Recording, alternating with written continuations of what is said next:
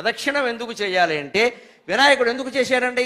తల్లిదండ్రులు మించిన వాళ్ళు లేరని గ్రహించడానికే కదా మనం కూడా గుళ్ళో ప్రదక్షిణం చెయ్యాలి. ఎన్నిసార్లు తెలుసా? 3 సార్లే చెయ్యాలమ్మా. మేము 9 సార్లు చేశాం, 20 సార్లు చేశాం, 108 సార్లు చేశాం. ఇదంతా ఓవర్ యాక్షన్, అవసరం లేదు. ఇక మొక్కుకున్నాం, ప్రదక్షిణానికి మొక్కుబడికి సంబంధం లేదు.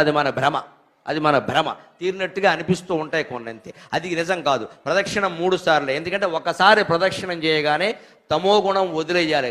క్రౌర్యం, హింస, నిద్ర, బద్ధకం, ఆలస్యం అవి వదిలేయాలి. రెండో ప్రదక్షిణ మోగేగానే రజోగుణం, పోటీలు పడ్డం, కక్షలు, కార్పణ్యాలు, పంతాలు, పట్టింపులు, రాగాలు, ద్వేషాలు, ఇష్టాలు, అయిష్టాలు ఇవి బాగా తగ్గించుకోవాలి.